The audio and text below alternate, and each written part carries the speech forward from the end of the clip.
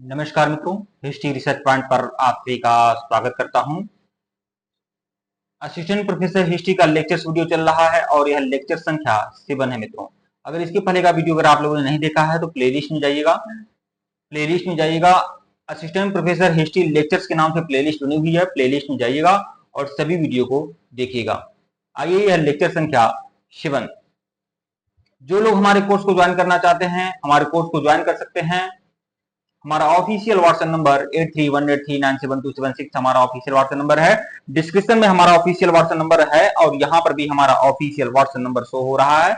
आप लोग मैसेज जरूर कर सकते हैं। जो भी लोग हमारे ऑफिशियल व्हाट्सएप नंबर पर ज्वाइन करना चाहें आप लोग मैसेज कर सकते हैं। ठीक है, तो हम 16 संस्कारों के बारे में देख रहे हैं। गर्भाधान से लेकर अंत्येष्टि संस्कार तक कुल 16 संस्कार होते हैं। 8 संस्कार हम लोगों ने देख लिया था पिछले वीडियो में, लेक्चर संख्या 6 में। आज हम लेक्चर संख्या 7 में बाकी बचे 8 संस्कार देख रहे हैं। तो देखिए मित्रों, जो लोग हमारे कोर्स को ज्वाइन करना चाहते हैं ज्वाइन कर सकते हैं। इसकी फीस जो है 2199 रुपया है। इसमें आप लोग को पूरा handwritten notes, PPT notes, lectures video, test series सब कुछ ऑनलाइन और ऑफलाइन सब कुछ आप लोग को मटेरियल्स मिलेंगे। तो जो लोग कोर्स को ज्वाइन करना चाहते हैं ज्वाइन कर सकते हैं और टेलीग्राम बिल्कुल ज्वाइन करेगा। असिस्टेंट प्रोफेसर का हिस्ट्री का टेलीग्राम बना हुआ है, बिल्कुल ज्वाइन कर लीजिएगा। और एप्लीकेशन भी हिस्ट्री रिसर्च पॉइंट का एप्लीकेशन तैयार है। एप्लीकेशन पर जाइए और टेस्ट दीजिए, वहां के कोर्स को देखिए आप लोग। ठीक है, सारे इंफॉर्मेशन आप लोग को वहीं से मिलेंगे। तो आप लोग एप्लीकेशन बिल्कुल डाउनलोड कर लीजिएगा, लिंक डिस्क्रिप्शन में दिया गया है। आइए शुरुआत करते हैं। 16 संस्कारों के बारे में हमने आप लोग को पहले बताया था और कुल 8 संस्कार आपके खत्म हो गए हैं। अब बाकी बचे 8 संस्कारों को हम लोग देखते हैं। ठीक है, कण भेदन संस्कार यहां से देखेंगे। कण भेदन संस्कार, कण भेदन संस्कार का मतलब जानते हैं कि कण को भेदना मतलब कान छेदने से मतलब है। तो पहली बार जब कान छेदा जाता है तो उसको हम कण भेदन संस्कार कहेंगे। कण भेदन संस्कार के थ्रू ही बालक का कान छेदा जाता था। ठीक है, यहाँ आप लोग देख रहे हैं कणभेदन संस्कार मनाया जा रहा है और यहाँ पर कान को छेदा जा रहा है बालक के। ठीक है, तो कणभेदन संस्कार का अर्थ क्या होता है? कणभेदन संस्कार का अर्थ होता है कान को छेदना।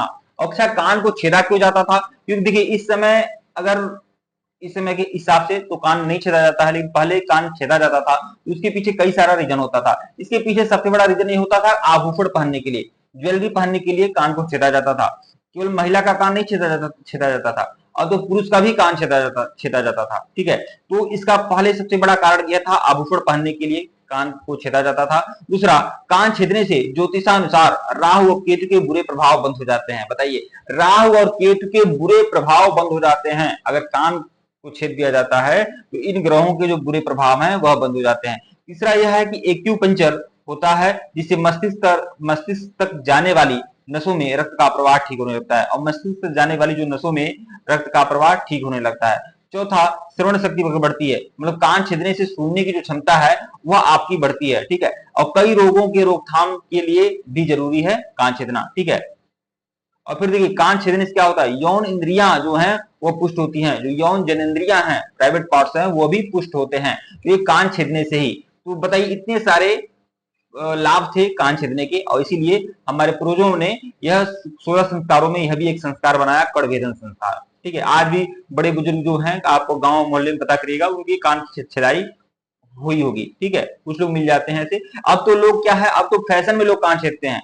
ठीक है, कान छेदवा लेते हैं फैशन में। ठीक है, कुछ लोग, जबकि यह एक संस्कार था और संस्कारों के तहत होता था। ठीक है, यज्ञोपवीत संस्कार। ठीक है, अब यह आपका संस्कार जो हुआ यज्ञोपवीत संस्कार, जिसे हम उपनयन संस्कार या जनेऊ संस्कार कहेंगे। ठीक है, यहाँ पर देखिए यज्ञोपवीत को उपनयन या जनेऊ संस्कार भी कहते हैं। यहाँ पर मैं चेंज कर लेता हूं कलर।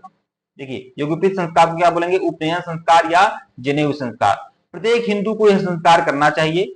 देखिए उपनयन सबका होता था, आज तो क्या है ब्राह्मण वर्ग में ही उपनयन होता है, जबकि वैदिक रीति रिवाज के अनुसार, शास्त्रों के अनुसार ब्राह्मण भी जनेऊ पहन सकता है, छत्री भी पहन सकता है, वैश्य भी पहन सकता है, सब पहन सकते हैं। ठीक है, तो उपनयन का मतलब क्या होता है, उप का मतलब होता है पास, नयन का मतलब ले जाना, मतलब गुरु के पास ले जाना। उपनयन संस्कार का मतलब होता था गुरु के पास ले जाना। मतलब जब उपनयन संस्कार हो जाता था वैदिक काल में, तब बालक गुरुकुल में जाकर विद्या को आरंभ कर सकता है, विद्यारंभ संस्कार को संपन्न कर सकता है। ठीक है, उपनयन का मतलब होता है, उपनयन मतलब पास और नयन मतलब ले जाना, मतलब गुरु के पास ले जाना।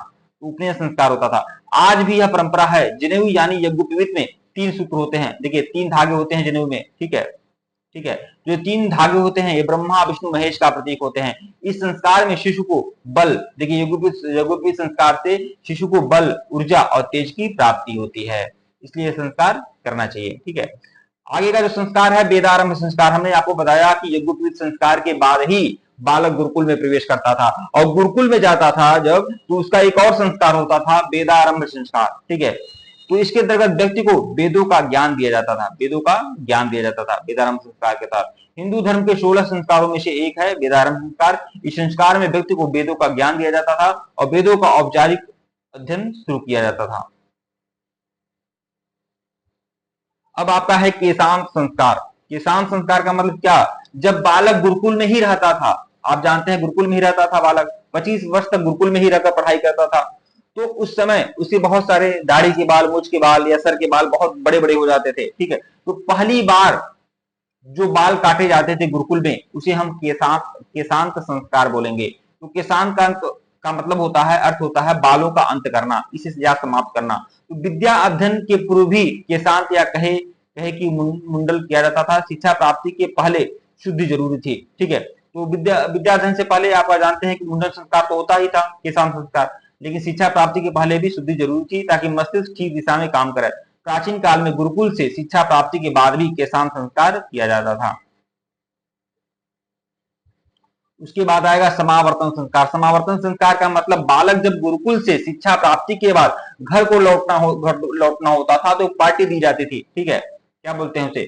Farewell party. जैसे आज हमारे वहां जो कॉलेजों में जो बच्चे पढ़ते हैं वो आप देखे होंगे कि वहां पर फेयरवेल पार्टी होती है, जब एक नए सत्र के बच्चे आते हैं और दूसरे सत्र के बच्चे इस कॉलेज से रवाना हो जाते हैं, तो उसे हम फेयरवेल बोलते हैं। तो इसी तरह से बोल सकते हैं कि जब गुरुकुल में जब बच्चा बालक पूरी तरह से पढ़ाई कर लेता था और उसका समय हो जाता था कि अब वह माता पिता के घर जा सकता है, अपने घर लौट सकता है, तो उसका समावर्तन संस्कार संपन्न किया जाता था। समावर्तन का मतलब होता है कि बालक ने सब कुछ, सारी शिक्षाएं प्राप्त कर ली, अब वह घर जा सकता है। तो समावर्तन संस्कार का अर्थ होता है फिर से लौटना, ठीक है, आश्रम या गुरुकुल से फिर से लौटना। शिक्षा प्राप्ति के बाद व्यक्ति को फिर से समाज में लाने के लिए संस्कार किया जाता है, ठीक है। इसका आशय ब्रह्मचारी व्यक्ति को मनोवैज्ञानिक रूप से जीवन के संघर्षों के लिए तैयार किया जाता था।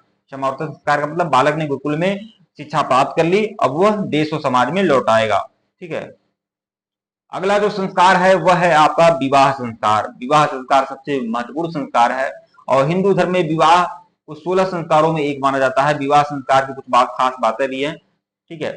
विवाह से अंतःकरण शुद्ध होता है और भागवत प्रेम पैदा होता है, ठीक है। विवाह से मनुष्य पारिवारिक एवं सामाजिक स्तर पर पहुंचता है। विवाह से मनुष्य का सर्वांगीण भी विकास होता है। ये विवाह संस्कार का फोटो भी आप लोग को दिया हूं, ठीक है। अब सबसे लास्ट है, सबसे आखिरी में आपका अंत्येष्टि संस्कार आएगा, ठीक है। हिंदू धर्म में मृत व्यक्तियों के लिए किया जाने वाला अंतिम संस्कार है। इसे दाह संस्कार, शमशान कर्म या अंत्य कर्म भी कहा जाता है, ठीक है। इसे मृत व्यक्ति के शरीर को विधि पूर्वक अग्नि को समर्पित किया जाता है। अंत्येष्टि संस्कार से जुड़ी हुई खास बातें भी हैं बहुत है, शायद मैंने यहाँ पर जिक्र नहीं किया हुआ है, जरूरी नहीं है, छोड़िए, यहाँ एक दो बातें होंगी, ठीक है मित्रों। वीडियो को लाइक और चैनल को सब्सक्राइब करेगा, टेलीग्राम को बिल्कुल ज्वाइन करेगा, लिंक डिस्क्रिप्शन में दिया गया है। अगर इसके पहले का वीडियो नहीं देखे हैं तो प्लेलिस्ट में जाइएगा, assistant professor history lectures video के नाम से प्लेलिस्ट बनी हुई है, प्लेलिस्ट में जाइए और सभी वीडियो देखिएगा। 8318397276 हमारा ऑफिशियल व्हाट्सएप नंबर है, फोन पे पेटीएम नंबर यही है, पेमेंट करके स्क्रीनशॉट भेजिएगा। केवल 2199 रुपए का कोर्स है मित्रों, केवल 2199 रुपए का कोर्स है। आप इस कोर्स को ज्वाइन कर सकते हैं असिस्टेंट प्रोफेसर हिस्ट्री के लिए। 1 ईयर सब्सक्रिप्शन के साथ है ये आपका, 1 ईयर सब्सक्रिप्शन के साथ है। 2199 रुपए का कोर्स है। Handwritten notes, PPT notes, lecture video, test series, online और ऑफलाइन सब कुछ आप लोग को उपलब्ध मिलेगा।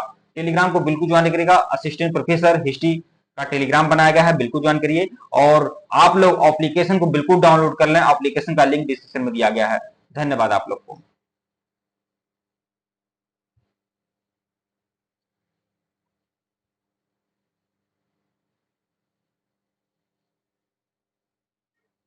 आप लोग टेलीग्राम बिल्कुल ज्वाइन करेगा, लिंक डिस्क्रिप्शन में दिया गया है टेलीग्राम का।